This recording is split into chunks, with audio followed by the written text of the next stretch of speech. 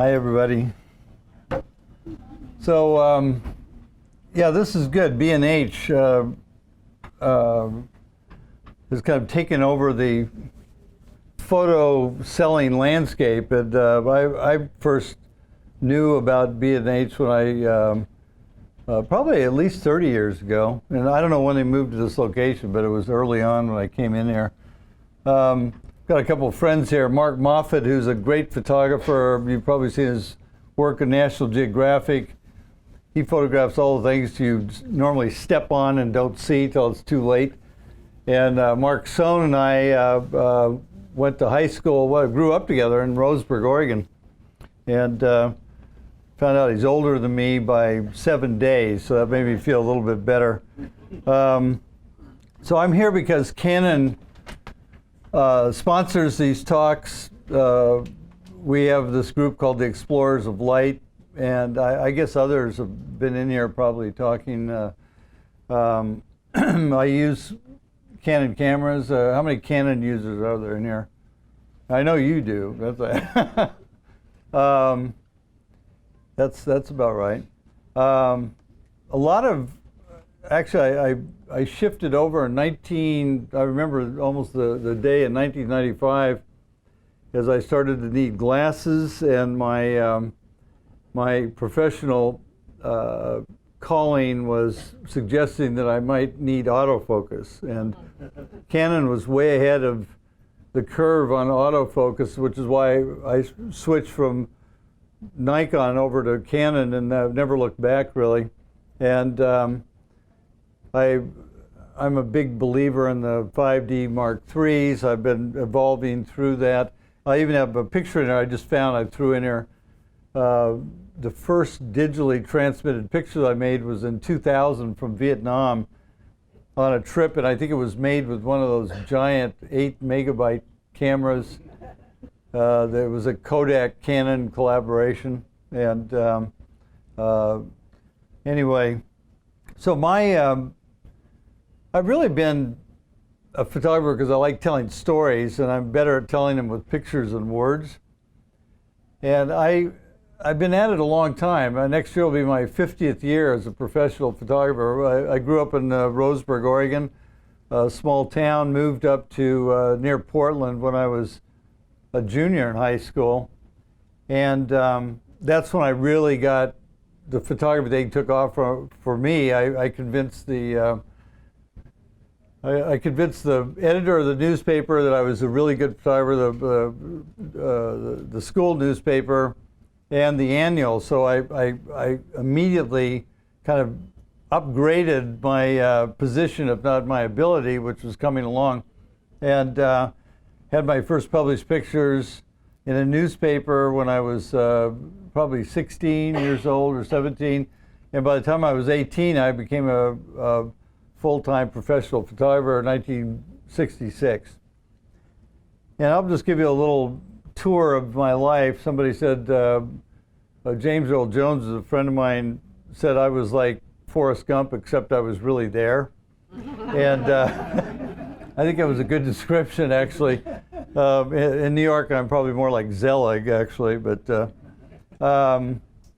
in this photograph, you probably wonder what's going on there. That is actually the aide to President Bush looking into the Oval Office. So there's a little peephole there, and he could see if there's any meeting breaking up, or did he have to take in a note to speed things along. During the Clinton administration, there was a little piece of tape over that, I think. This is me. Actually, Mark would remember me from these days. That was almost a 50-year-old selfie, as they call them now, to a picture in a mirror. And you can see a young, exuberant photographer there. And although my hair has fallen out and I've got a gray beard and I'm a hell of a lot older, I have not lost that enthusiasm. I still shoot full time. I was in Jordan a week ago doing something. I was at a Syrian refugee camp. I travel about 200,000 to 300,000 miles a year, and this year I'll probably do about 8 or 9 countries. Early on, I liked being where the action was. I got a job on the Oregon Journal when I was just turned 19 years old. And one of the assignments I got was to do this all-Indian rodeo over in eastern Oregon. And nobody told me that you couldn't go into the arena. And I thought, well, that's where the best pictures are. So I was on the other side of the fence out there. And then as these horses kept brushing by me, I thought, maybe this is not so smart. And this is at one point a big-time Yankee, Lou Piniella, in 1966. He probably better known now as being the manager of the losing Cubs, but that's everybody's dilemma. But Lou was with the Yankees, so I photographed him when he was with the Portland Beavers, which is a farm club for, I believe, the Indians. Miles Davis, 1966. All these pictures were taken the first year I went to the Oregon Journal, and it was that was the year that I mainly worked nights. The older photographers, when I look at the older photographers, I mean, they were like 40 years old, 45 years old, but my dad was like, they were like my dad's age or older. So even though, and I really appreciate this more now that I'm a dad, I have 3 boys, but I thought like 40 was like really old, like you were right on the edge of the grave at that point. And so this is Stravinsky, Igor Stravinsky, at a concert that he was conducting the Portland Symphony, and he had actually lived a good part of his life in Los Angeles, but one of the giants of business. I saw a picture that, if you're familiar with Arnold Newman's work, he took a fantastic portrait of Stravinsky, kind of a horizontal with a piano. I just saw a good print of that the other day. The Supremes in 1966, so the original group. And Mick Jagger. The Stones' first tour was in '66 around the U.S. and that they would all the big acts would play in Portland, Oregon. So I got a chance to go in there. But my favorite picture is actually Mick posing, and Brian Jones, who died a couple of years later, I think. But you can see how happy he was to pose with all these guys from the radio station. And I thought I was really lucky because. 9 years later, I saw the Rolling Stones perform 1975. There's a picture I took when they performed outside of Washington, D.C. And I thought I was really fortunate because I knew that had to be the last time they were ever going to be on tour. And now Mick is a great-grandfather who's still performing. Robert Kennedy was the first major politician I photographed, and this is 1966 in Portland. There was a Labor Hall rally, and he'd come in. He was not running for president at this point, but was campaigning for so the local Congress people, one of whom was Edith Green, one of the few females in Congress. And I was so impressed by this guy. You know, obviously I keenly remembered his brother being shot like 3 years earlier, and I was a sophomore in high school, and it was a profound moment to this day. I mean, I'll never forget that. I mean, it's one of those signal events for people certainly in our age group. But accompanying Kennedy were 2 photographers who had been traveling around with him, and I didn't know them, but I saw them kind of on the edge of the crowd, and I just went over and introduced myself, and one of them was Bill Epridge with Life magazine. And so I struck up a conversation, and there was this huge crowd, and I couldn't figure out how to get through it to get into a spot where I would be able to get a good picture of Robert Kennedy. And so Epridge said, "That's okay, kid, just hang on to my coat." And I hung on to his coat, and he just sliced through the crowd, and he not only that, but he said, "Get up at this spot, and that's where your picture is." And that was the angle. And I'll never forget him. He just recently died, and he and I had become very good friends later. A great photographer, and he was there the night Robert Kennedy was shot. But what happened that evening really affected my career. That was part of it. Also, just a human interaction with a big-time photographer who was taking time out to help some younger one, and I never forgot that, and I try to keep that in mind as I grow older in the profession and helping younger people out. But when the whole little motorcade went out to Portland Airport, there was this DC-3 out there with the blades turning, and Robert Kennedy ran up the ramp and went into the plane. But what my vision of that night was Epridge and Steve Shapiro, who was the other photographer who was with him, went into the plane and they closed the door and it started to taxi away. And I felt like the final scene in Casablanca. And I vowed at that moment that I would be on that plane, that I wanted to see where Robert Kennedy was going. It was just such a big thing for me. I mean, it was a life-changing moment for me. I knew I wanted to be a photographer, but I was not sure. When I was at the Journal, I was photographing everything from forest fires to politicians to Czech presentations, all that stuff.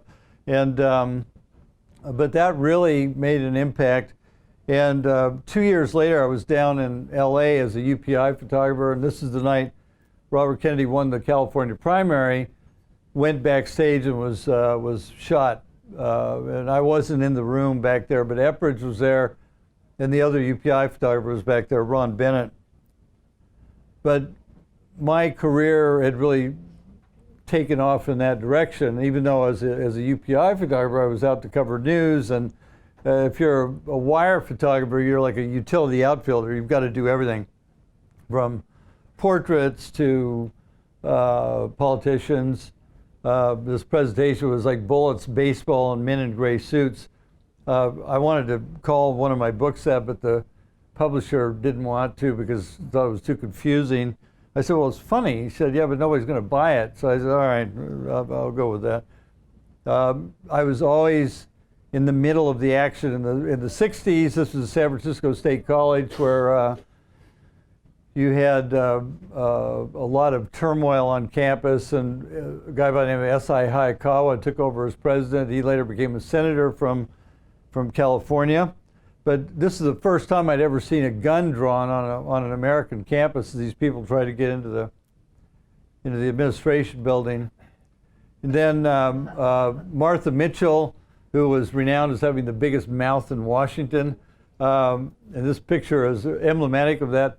This was John F. Kennedy Jr.'s favorite photograph. I worked with John on his magazine, George, and he had a big print of this hanging in his office, and it's in the first issue of George. He said that's the epitome of a great political picture. And right here in New York, March 8th, 1971, the first Ali Frazier fight at Madison Square Garden, right across the street, actually. And this is in the 15th round, and Ali got hit by a left hook from Joe Frazier and went down. And the next day, I took this picture when I was 23 years old, and the next morning when I ran on the front page of the New York Times, I was 24 because that was my birthday. It was also when I went to the week I left to go to Vietnam.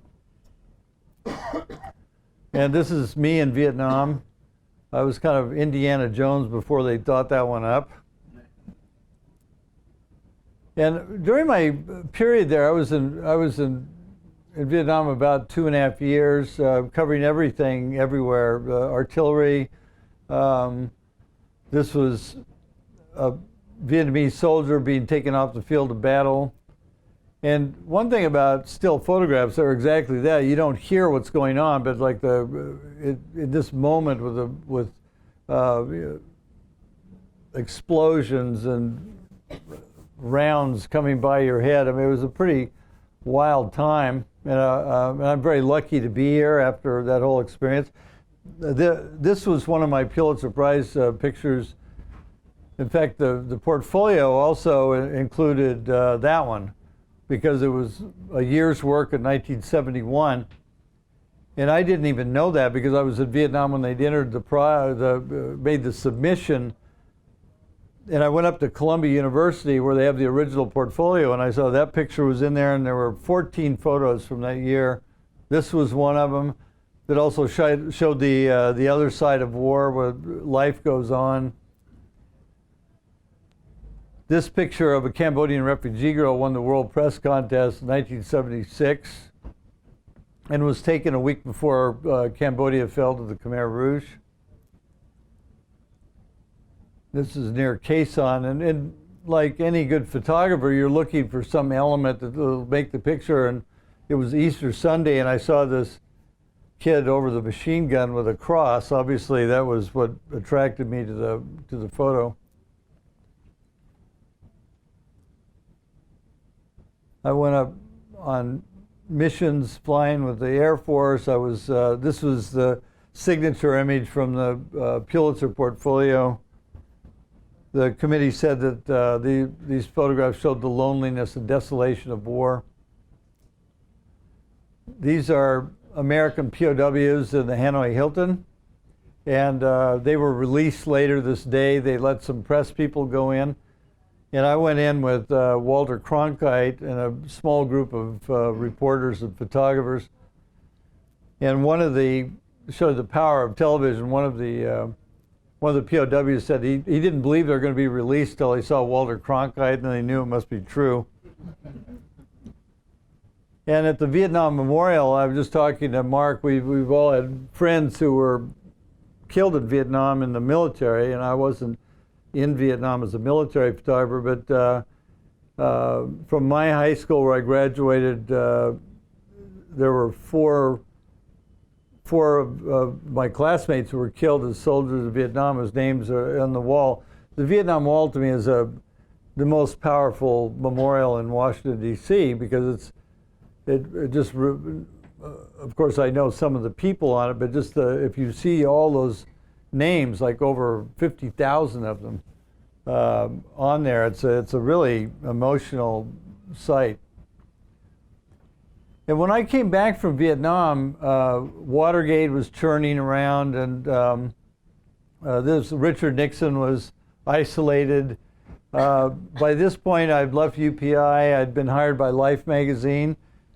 I was the last photographer hired by Life, and they folded like less than a month later, I think it was, and which is about when my first expense account hit the desk in New York. But I never saw the correlation with that.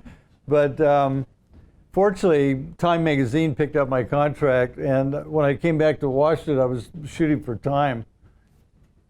And the politics were a big part of that.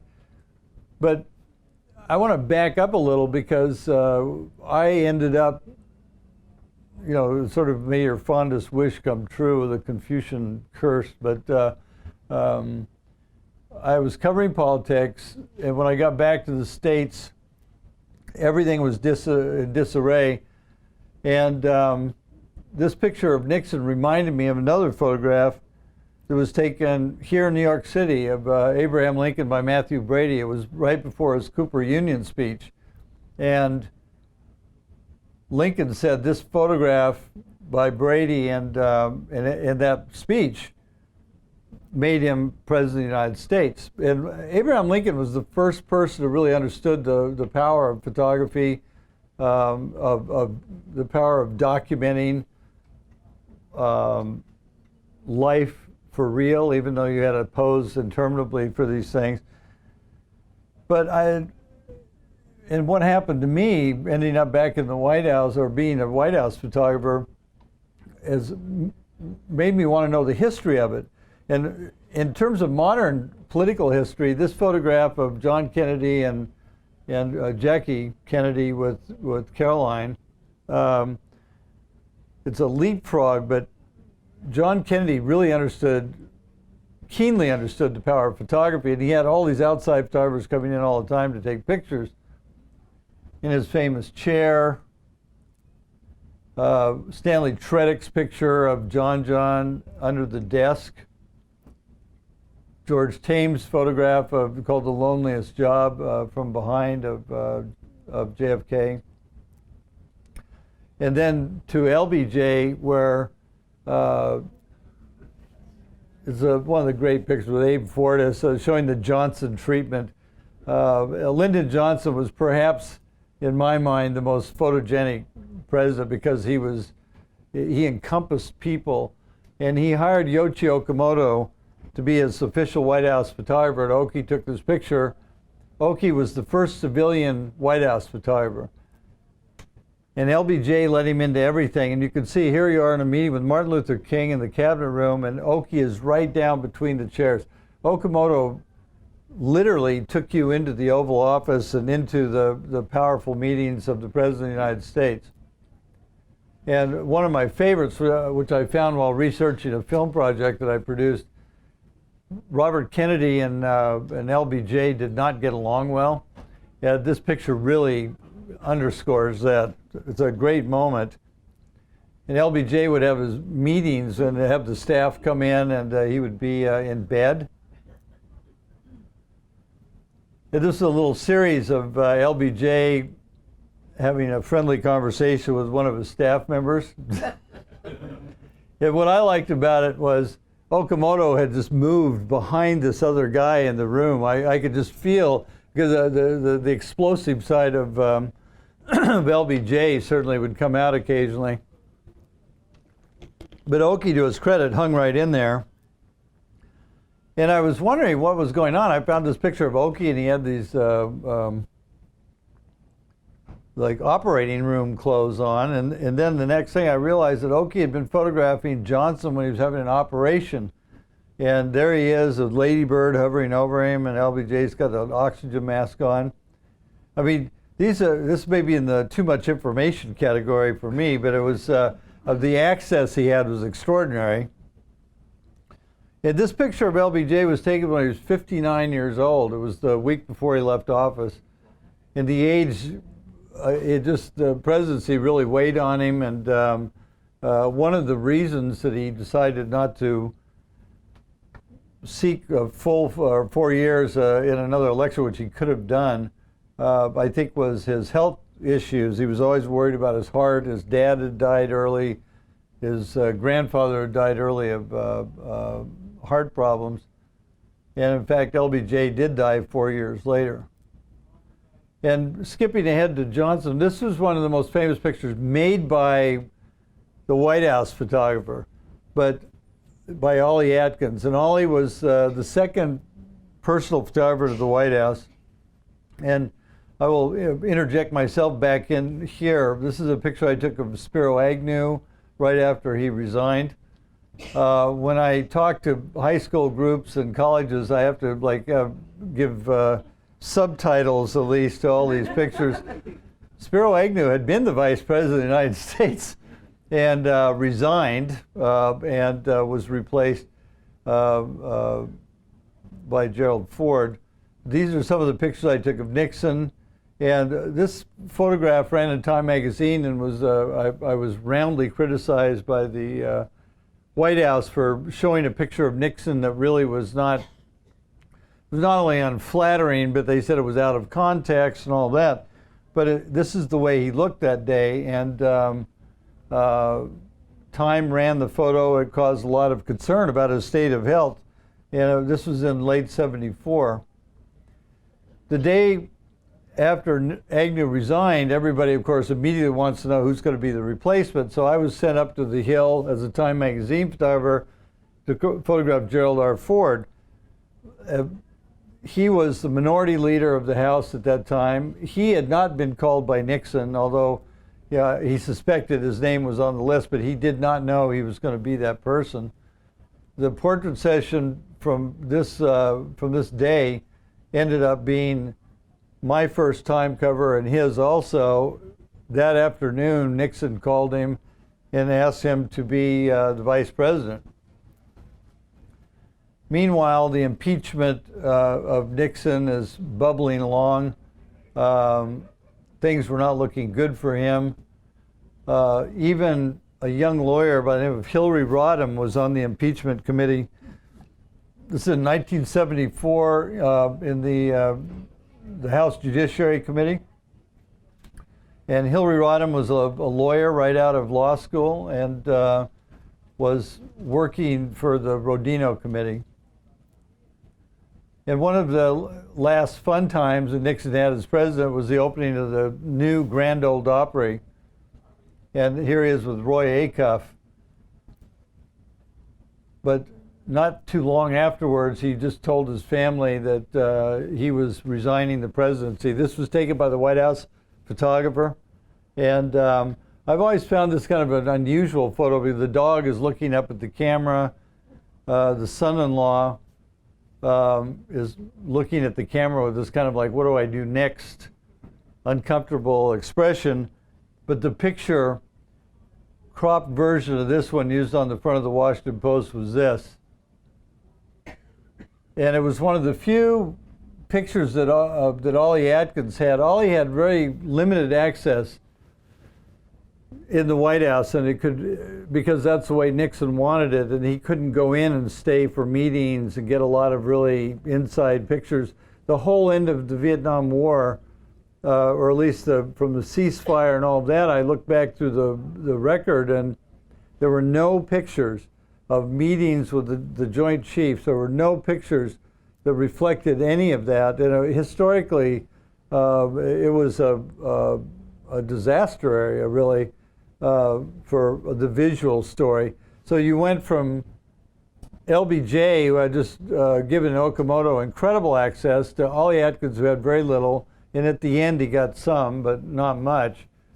And then it was further underscored by this moment, this tape I found in the video in the Nixon library that was Nixon talking to Ollie. This is right before Nixon was going to read his resignation announcement in the Oval Office. This was the tape was rolling. It wasn't going out on the air, but this is what he was saying to Ollie. Ollie? There we go. No, only the CBS crew now is to be in this room during this. Only the crew. No, there will be no picture. No, after the broadcast. You've taken your picture. Didn't you take one just now? That's it. Because, you know, we don't want it, we didn't let the press isn't going to take one, so you've taken it, and you just take it right now. This is right after the broadcast. You got it? Come on. Okay. Well, that was pretty frightening when I saw that. I was very sympathetic to Ollie. I mean, here's the last day, and he works for the president. He's been with him through the campaigns, through the first, well, I guess 6 years of his presidency, and now he's telling him he can't take a picture. But I knew Ollie was having those kind of problems, and I also suspected that President Ford was going to ask me to be his official White House photographer. But this is out on the South Lawn of the White House. This is my view of the final moments of Nixon as he gets on the helicopter getting ready to leave. And it was about as dramatic as anything I've ever seen in my life. No president had ever resigned in our country.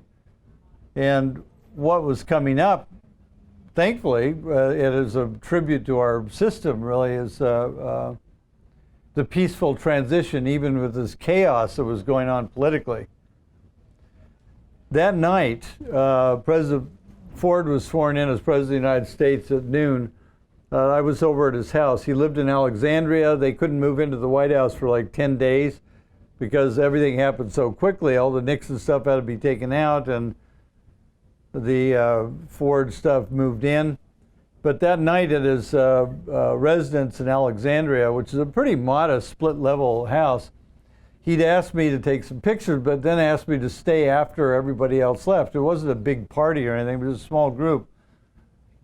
And so I was sitting with him in the living room, and he's puffing on his pipe, and I knew he was going to ask me about working for him, and I thought about Ollie and everything, and I just honestly didn't want to go in there under those circumstances. So he asked me about the job and how I saw it, and I said, well, I would be really interested in doing it if I reported directly to you and I had total access to everything all the time.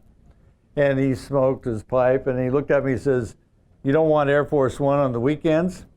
And so I basically got the job, and for 2.5 years, he gave me the run of the place, and never told me I couldn't do anything. There were 2 times he asked me not to go into a meeting, and he asked me, but they were really difficult. He was going to be firing somebody, and quite frankly, it was so personal. There was no problem with that. Every top secret meeting, every meeting about the Soviets, every meeting, no matter what it was, I was in there. I had a top secret clearance, but more than that, I had the trust of the President of the United States, and that was important. This is me on Air Force One. That plane, by the way, if any of you ever get out to LA and go to the Reagan Library, that plane is there in this huge atrium. It's a really great exhibit. It's a 727. And right off the bat, I'm in the Oval Office. I'm like the chicken, or the fox of the chicken coop. You can see the empty shelves. All the Nixon stuff's been taken off. None of the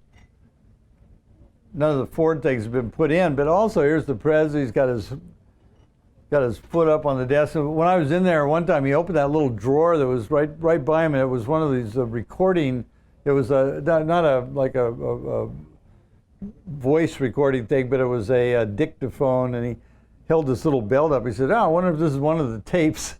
And he was but they had to have the recording system dismantled, actually, when he came in. This is a rare photo of Henry Kissinger listening to somebody. But I think as a photographer, you're always looking for the power shot, you know.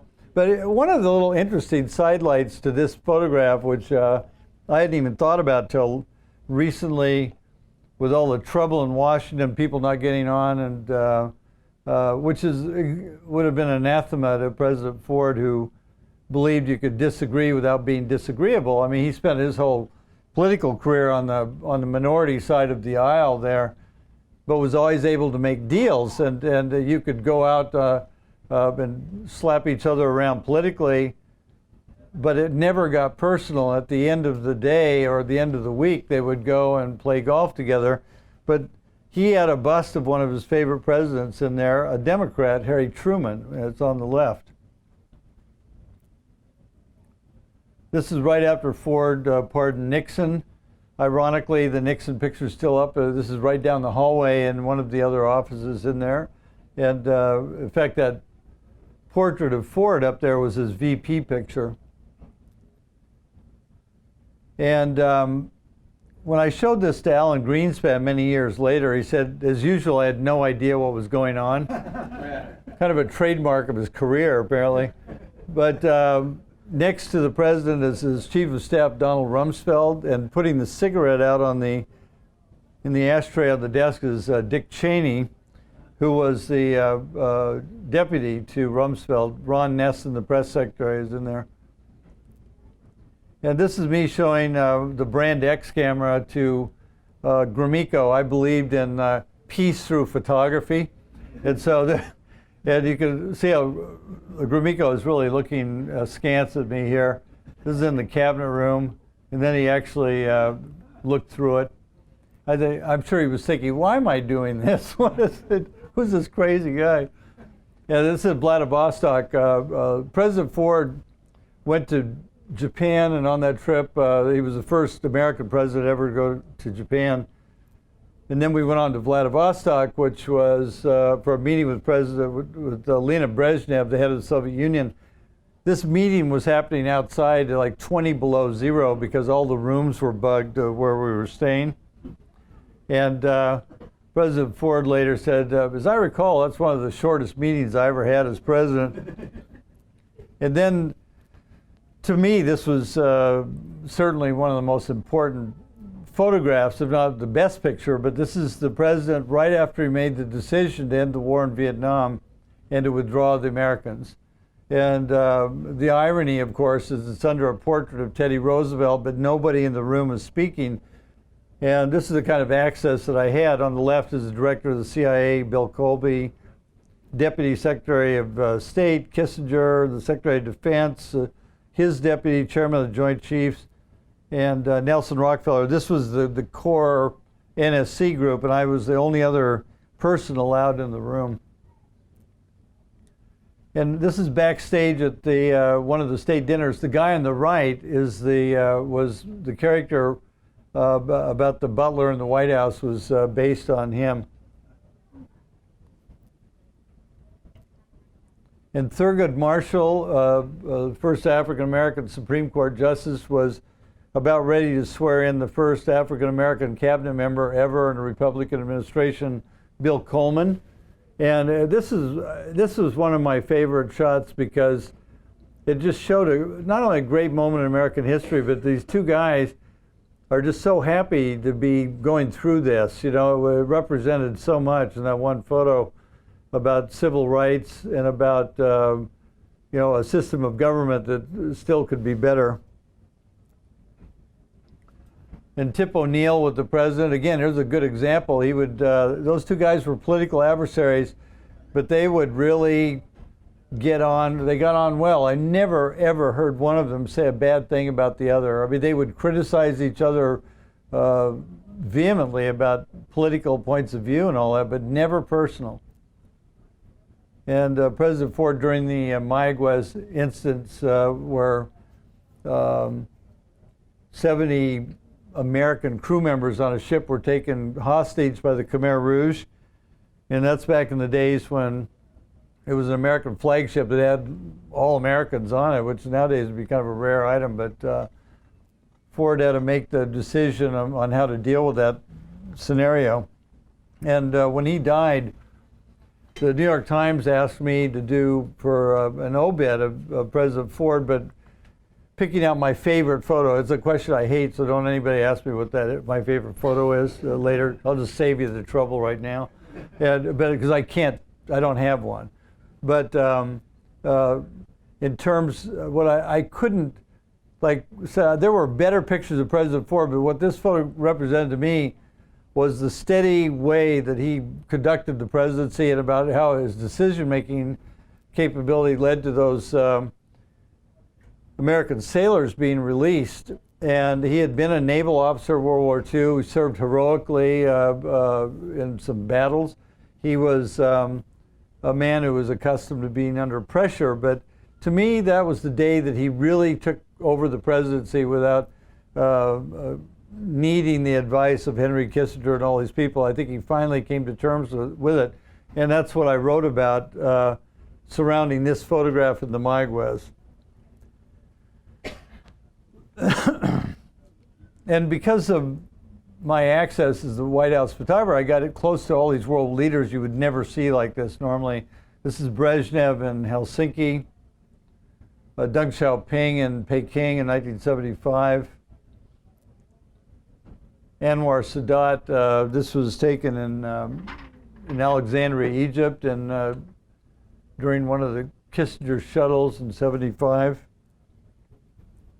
And an early photo, this was Cardinal Wojtyła of Poland, who 2 years later became John Paul II and is now a saint.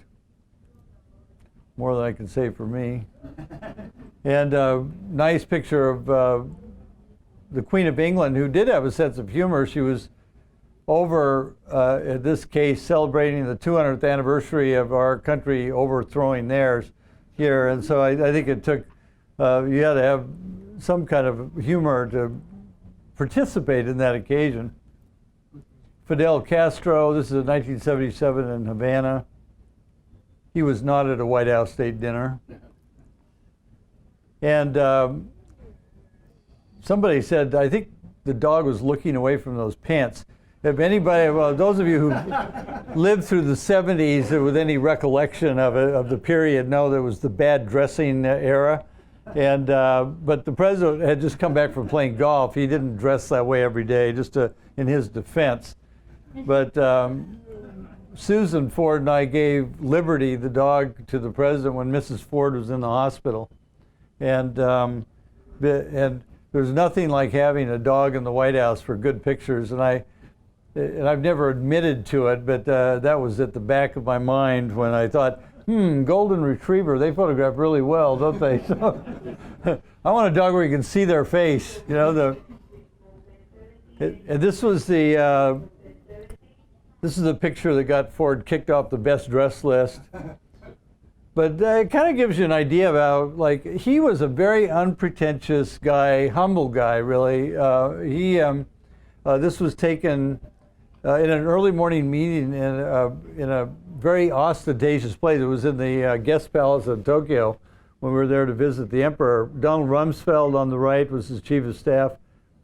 But President Ford never asked me not to take pictures of this. I don't think I don't think I'd like this, but I think one of the things that really helped me was that I had a subject who was not a vain person. I mean, not that he was slovenly, but it wasn't like he was worried about what side of you'd take him from. Johnson was vain to the degree that he preferred one side to the other. Okamoto told me about that. On that same trip, this was a state dinner, the kind of state dinner Bill Clinton would have killed for, having geishas there. But this is kind of like their parlor game, which would be similar to we have the one where you pass the apple. You know, this is like pass the, like holding against your nose and your upper lip, you pass this thing over. And Donald Rumsfeld had his spin on it. But the guy that I really admired, and had I worked for him would have fired me, was Henry Kissinger. You just don't get these kind of pictures anymore, you know? It's like and there's John Wayne campaigning with President Ford during the '76 campaign. Somebody said this looks like see now the Godfather movie, you know, like here's Reagan and Ford splitting up America, you know, like, well, Nancy and I'll take everything west of the Mississippi. But this was when Reagan was governor of California. It was the first meeting he had with President Ford, and then later challenged him for the presidency in 1976 in the Republican primary. And Mrs. Ford, one of the other advantages I had was they really treated me like a member of the family. I had kind of an upstairs, downstairs relationship. Most of the White House photographers, Oki aside, normally weren't able to just come and go from the residence, which is the second floor of the White House. It was unusual. And that's the First Lady's territory. But it happened, I got along extremely well with her as well as the president.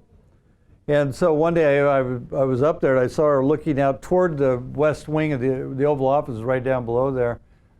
And I took this shot, and she said that really captured something, because she felt kind of like a bird in a cage, you know, where people could look in, and I mean, not literally, but where it was public yet a lonely place in many ways. And that picture kind of captured it for her. And Mrs. Ford, who is one of my heroes and someone I dearly loved, was also one of the bravest people I ever knew. She, as you know, in later years, her name is synonymous with the Betty Ford Center and alcohol and drug rehabilitation, all that. But at this period, like, they had not been in the country or in the office for 2 months when she was diagnosed with breast cancer and had to have a mastectomy.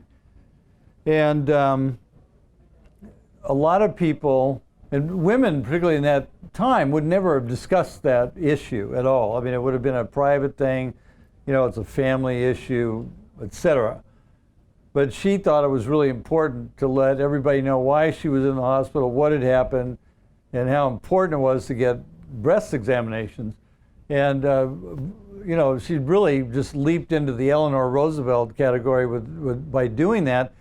And also the fact that President Ford stood by her in her desire to do that. And I think for men of his age, particularly, I mean, he was born in 1913, that was a big leap. Mrs. Ford really was her own person, and she supported the Equal Rights Amendment, which was not the Republican thing to do then.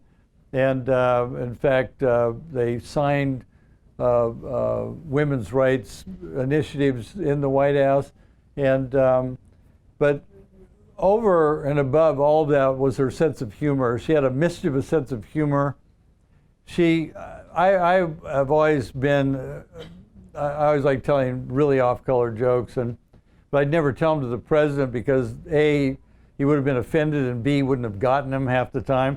But Mrs. Ford was always wanting to hear all the good jokes and the latest things and what's going on with these different people. And she and I had a fantastic relationship. And the last day, the day before they left the White House, January 19, 1977, they'd lost the election to Carter and were being turned out. And we were walking around in the West Wing, and we went by the cabinet room. And the cabinet room has been a male domain up until that point, almost exclusively. Very few women had ever sat at that table. President Ford had one woman in his cabinet, and there had been maybe another two, I don't know. But Mrs. Ford looked in there, and there are these, portraits of long dead presidents on the wall, and she said to me, I've always wanted to dance on the cabinet room table. And I'm thinking, yeah, I don't doubt it, but let's go now, Okay, we've seen enough of this place. But she went in and kicked off her shoes and leaped up onto the table. I know, it's shocking, isn't it? Now, this picture, I took the picture, and this was pure mischievousness. She was like, I'm going to tap dance in the middle of this table where only men have been sitting around it. And that was her, that's how she was. And she was a former Martha Graham dancer. She'd been here in the city and was really in good shape, very petite and very agile. And then she jumped off the table and kind of brushed her hands and said, I think we've had enough of this now. And the photo went into the presidential archives. The next day we were gone at noon, really, and that was the end of that. And so when I was doing a book, photo op, in 1993 or 4, so it was quite a long time after that, I really wanted to use that picture. That picture had never been published. It had not been out there. It was in a kind of a do not display, cannot publish place in the archive. And I wanted to use the picture, but I didn't want to just take the picture and say, I'd like to use the shot. So what I did was in the layouts of, and this is a very good advice for people when they're trying to sell something you're not sure that people want to buy. I put it into the layout of the book so you can see in the context of the book, it was just another photo in the Ford period and all of that. It also had Vietnam. Actually, I had pictures of the World Trade Center being built in 1969, which is a very eerie thing to see in retrospect. But so I went over to Palm Springs to see the Fords, and President Ford was there, Mrs. Ford was out and coming back, and so he said, well, let me see the layouts of the book, and he was very excited.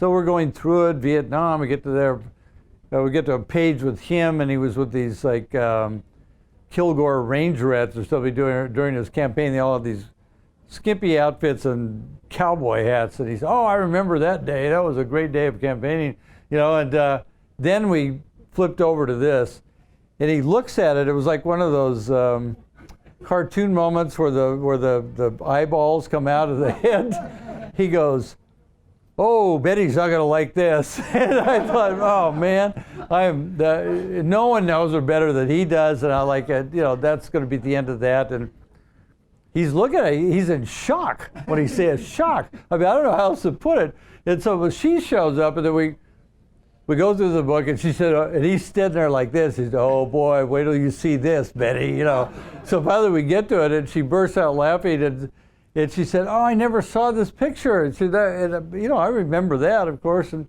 I said, so you don't mind if I use it? And she said, no, that's great, by all means. And President Ford looked at her and said, well, Betty, you never told me you did that. And she said, well, there are a lot of things I didn't tell you, Jerry. So the picture made it into the book, and I have the only signed copy of that photo, actually.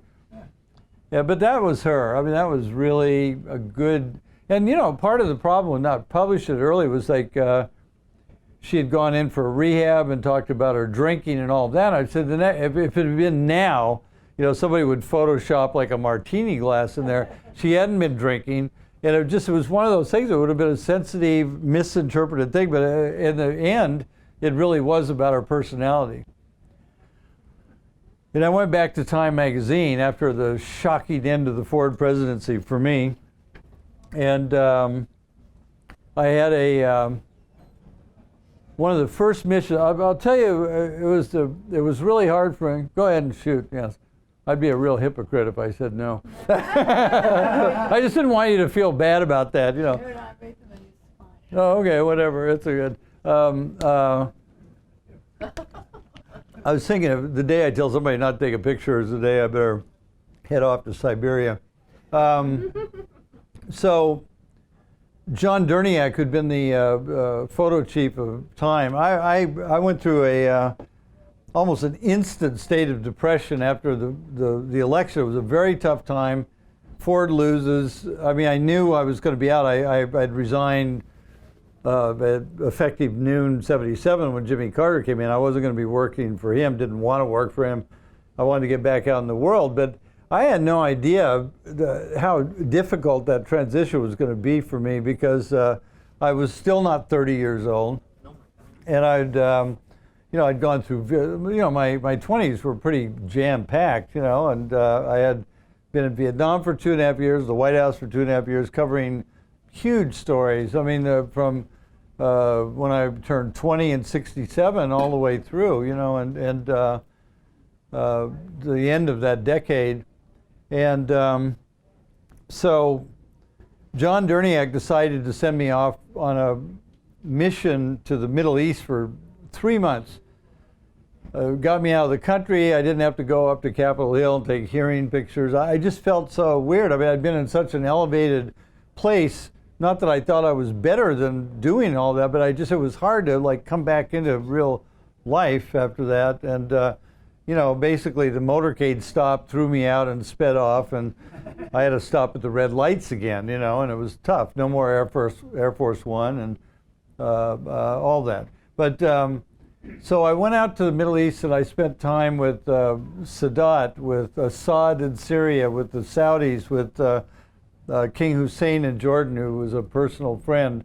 For 3 months, I had access to those people, and he sent me without even a story in mind.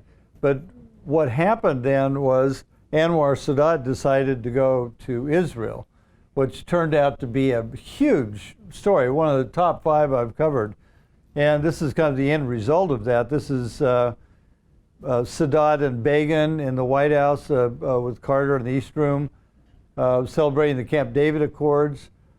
I had spent time with Begin. Only someone like Menachem Begin could have made that deal because he was, certainly a resolute Israeli. He had been a member of the Irgun, and in fact, at the time when I first met Begin, it's really important that you read people's books before you photograph. If you're out on a mission like that where you're hoping to spend time with them, you really have to know. You can't be ignorant of who these people are. I read his book about his days in the Irgun and about how one of the things that had happened with his group was blowing up the King David Hotel and taking 90 Brits along with it apparently. And I told him when I met him, I said, I feel a lot safer at the King David Hotel knowing you're in power. And he thought that was really funny, fortunately. A lot of people said, well, that's not very funny, but it was funny, actually. And, and so he thought I was okay, even though I'm an Episcopalian from Roseburg, Oregon, But so I really got good pictures of all these people. I had a lot of good access, and to see the culmination of the Camp David Accords was a huge deal. Peace with Israel, which still exists with Egypt and Israel. And because of that bold initiative by Sadat, Time made him the Man of the Year. And they sent me back over to Cairo, and they wanted, for the lead picture of the magazine, a symbolic photograph of of Sadat, and they had no idea what that was going to be.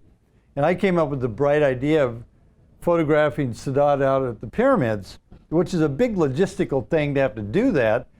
And I said, well, Mr. President, because he was a pretty vain guy, really. I mean, I liked him, but I knew it's always good to know, people's ego and how to work with that. And so I said, I would like to do a picture of you like a modern pharaoh of Egypt against the backdrop of your past. He says, I like that idea.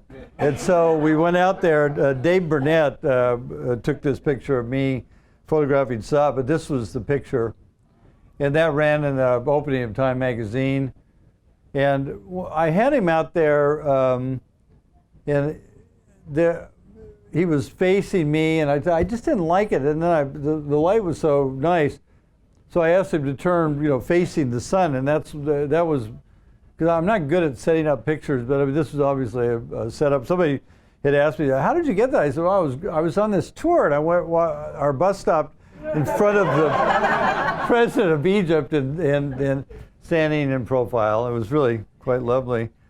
Probably the worst story I ever covered was Jonestown. I don't know if any of you remember that, but it was 1978, and no question, after all the wars I've been in and everything, the worst thing I'd ever seen. And we were working on a Time magazine story.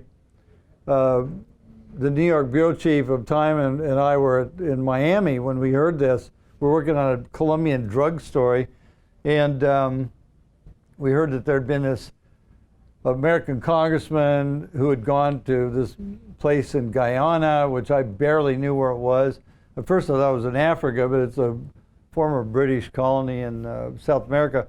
But we chartered a jet and flew down there, and then we were able to get an airplane to take us to land where all this had started, which is a few miles from Jonestown. But when I first saw Jonestown, we didn't know what was going on, and as we came closer to the area from the air, they had these kind of corrugated iron roof buildings, and I saw all these people around it, and I thought, well, they were talking about like them fighting the military and suicides and all that. I said, but look at all the people. But as we got closer, I realized they were all dead. Yeah, there were 938 dead people there. I mean, it was extraordinary, bad sight, and I photographed it, of course, because it was a story like none other, but and got on the ground, and the only living thing there was this parrot. Yeah, but it was the only story that ever gave me nightmares. I really had a hard time getting over that one because there were little kids there. It wasn't just mass suicide, but really mass murder. They'd killed all their children. And these people were crazy and had come under the influence of Jim Jones, who was this alleged religious leader.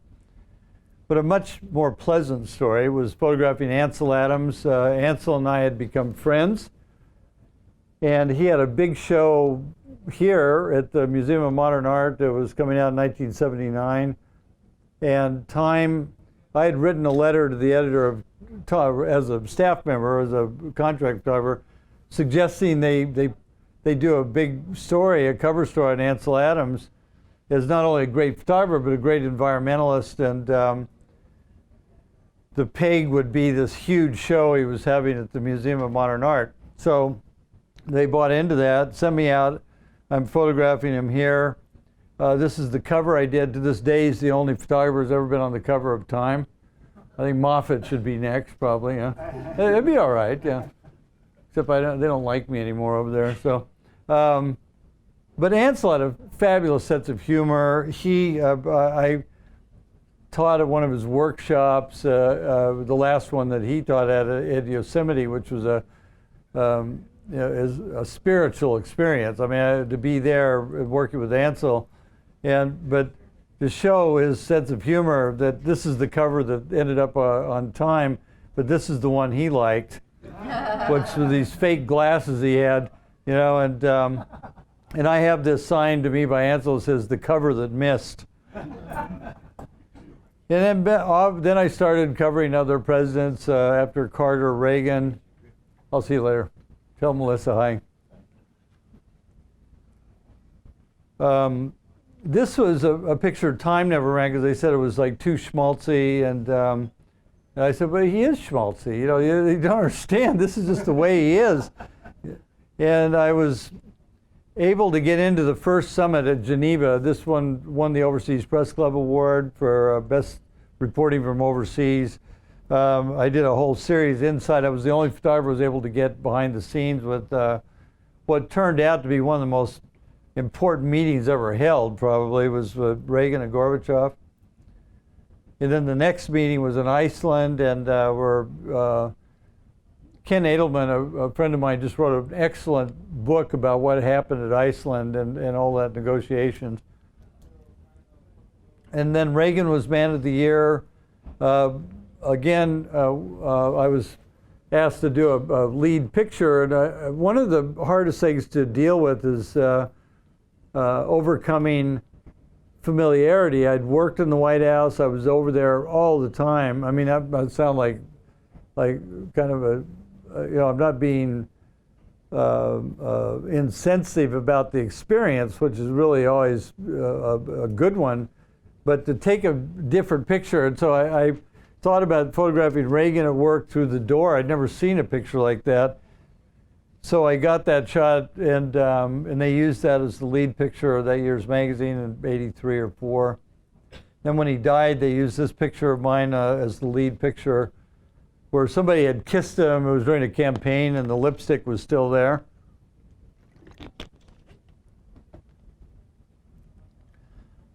How many martinis? George Bush, the first, is really one of my favorite people, too. He's a great guy. You probably saw he just jumped out of an airplane again at 90 years old, can't even walk. And like he said, you don't have to walk to jump out of a plane, just they push you. And this was at the opening of the Ford Library. But it's really the kind of personality he is. And Mrs. Bush, Barbara Bush, when she realized what he was doing, said, "Oh, George, won't you grow up?" And the good news about him is he's never grown up. And then when I went to work for Newsweek, I was assigned to photograph John Glenn going through all his training as an astronaut, the oldest astronaut ever. And he collected all these cartoons about him that made fun of this old guy going into orbit, And one of his favorites was, in fact, he told me, he says, "Oh, I heard." He said, "What?" He said, "How do you know what spacecraft John Glenn's in?" And I don't know. I said, "It's the one going around the Earth at 5 miles an hour with the left turn signal on." And that was the launch of that spaceship, and really it was the first time I'd seen a shuttle launch. I'm so glad I got to witness it. It's the most awesome thing. I don't know how else to put it. I mean, it was incredible. And then this is one of the shuttles coming back. Not that you would notice it from this photo, but this is the Endeavour coming to Los Angeles for a permanent home. And I shot this on the beach in Santa Monica. I live in Santa Monica, California. And I wanted something that said California. We've all seen the shuttle, and this young woman who was very good on the rings was working out, so I got her in the foreground. This is China, 1999, 50th anniversary of the People's Republic of China. That's the one I was mentioning. This picture was taken on a Saturday in Hanoi when it was November of 2000. So for me, this is really early on. It was like a camera that cost $30,000, I believe, but it was real early technology for digital technology, and I was able to transmit that photo back, and they ran it big in Newsweek. But that's when I started believing that, no question, digital was taking over. For the most part, we were still shooting film then. I mean, yeah, it's only been really 15 years since digital has come into photographic play among the big pros, and closer to 10, you know, because Canon came out with their 10D, 20D cameras. At that point, the quality was getting to the point where I was going to switch away from film. Because the one thing I didn't want was take good pictures, but really the quality was not good. And of course now, forget it. This is Clinton in the Oval Office this is a Newsweek assignment in 1996 when he was running for second term. And a little Clinton temper showing there. And this is the Bill and Hillary we all got to know and love. But the next picture, which has not been published, by the way, is my absolute favorite political wife picture. And the caption for it is, I think I've heard this one before. Now, I'm just praying that I could take the same shot of him looking at her on a campaign bus somewhere, because I would consider that a glorious end to my political career. Here are 6 first ladies. Whoops, this is at the George Herbert Walker Bush Library dedication. Lady Bird Johnson, Nancy Reagan, and Mrs. Bush Ford, and Mrs. Clinton was the first lady at that point. And this is election night, second election night in Little Rock, Newsweek, followed not too long after by his admission that maybe he had something to do with that woman. And the next picture has literally nothing to do with it, but I just love them together, you know. And so one thing I know about Hillary Clinton and like very much is she's got a tremendous sense of humor, which you probably need in her circumstances. But I sent her this photograph to sign. I sent her 2. I said, if you're still talking to me after you see this, would you mind signing the picture? And I got it back with a really funny letter. She was First Lady. It was in 1998. And she called it Portrait of First Lady Wincing. And under the picture she wrote, "Dear David, I just wanted you to know I was thinking about you." And then on to George Bush as the governor with his dad. This is in 1999, another Newsweek assignment. And election night, one of the most dramatic moments I've been in politically.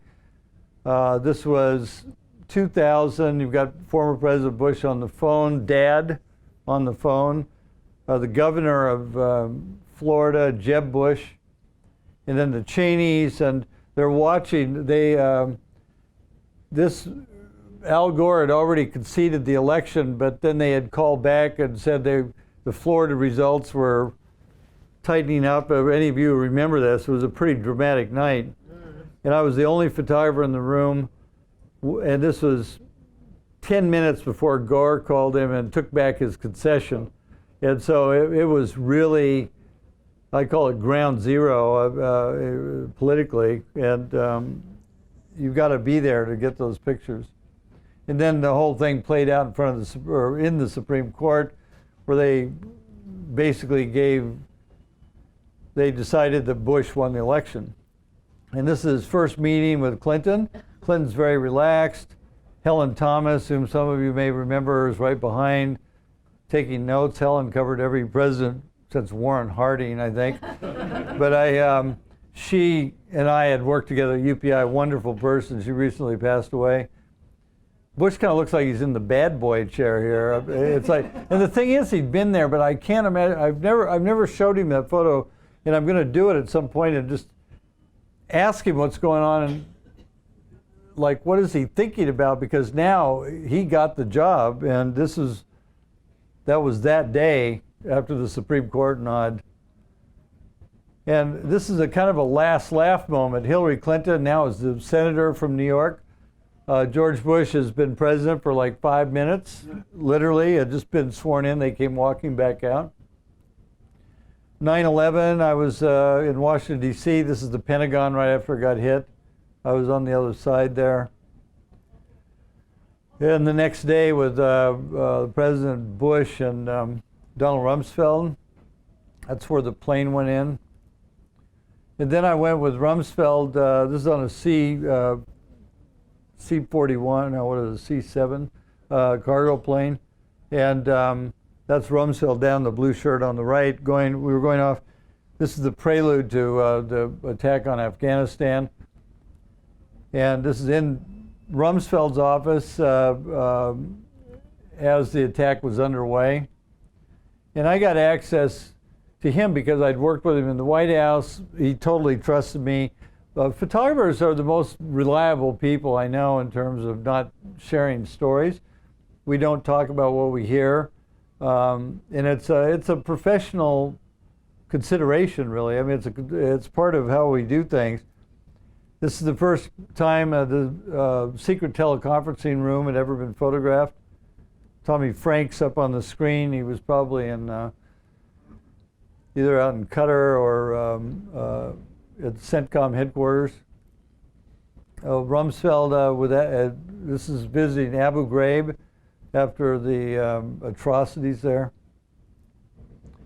And moving forward, my friend Mike Lukovich, and I'm going to show you another cartoon he did.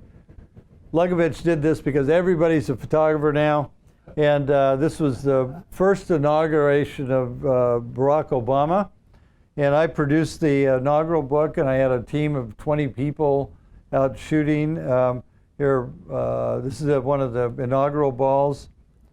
This is the cover of the book, which that's my cover picture of him. This is the night of the inauguration. You notice how much grayer he's gotten lately? And there were millions of people out there. This was 2 days before the inauguration, but this was a huge show they had out on the mall. And I mean, there had to be 1 million people there. And I was up in the corner on the stage, and this woman came walking out and to sing, and I had no idea who it was. And I was standing next to Denzel Washington, who had been out talking, and we're both kind of in the back of the wings. And I said, wow, I said, who's that? He looks at me like, I mean, he doesn't need to be a great actor to convey like, you moron. He said, that's Beyonce, you know, and I said, wow, man, she's really something. And he said, and she can sing. And so here's me and Denzel. I've got my Canon 1-400. At least I had him outgunned in the photo category. And that day I covered Bush leaving the White House for the last time. He never looked back. The last time that Barack Obama will ever have to walk around the car. And then while Dad was up getting sworn in as president, this is how a normal transition works in this country. Like all the kids, all the belongings are literally being moved into the White House during that period from when they left right shortly before noon until they come back like 3 or 4 hours later. And then that evening I took this picture in the elevator with, looks like a high school prom picture where the gallant date had given his girlfriend a coat because he was a little chilly. And to this day, I think that moment was one that really went to their relationship. And despite all the tens of thousands of photographs the White House is releasing, I still think that moment said more about them than anything I've seen about the family. And this is the last inaugural, and I had a really good spot there. And what made this work for everybody was that the dress kind of came out a little bit. Like as she walked down the stairs, there were like 1 or 2 frames that showed it that way. So the second inaugural was more about the dress than the fact that he got sworn in for the second time. And 5 presidents in the Oval Office. This is the 5th time that 5 presidents had ever been together. And this was the first time was the Reagan Library dedication where George Bush is the president. He had been Reagan's vice president. Reagan had beat Carter. Carter had beat Ford, and Ford had replaced Nixon. Oh my God. And those were the first 5 that I covered at the time. And this has nothing to do with anything. It's, I guess it's kind of a metaphor for my career. It's not an eclipse. This is a solar eclipse shot in Santa Monica. I'm still out there at it. Just recently, they dedicated the USS Gerald R. Ford, new class of aircraft carrier replacing the Nimitz class. So this will be any Navy guys in here.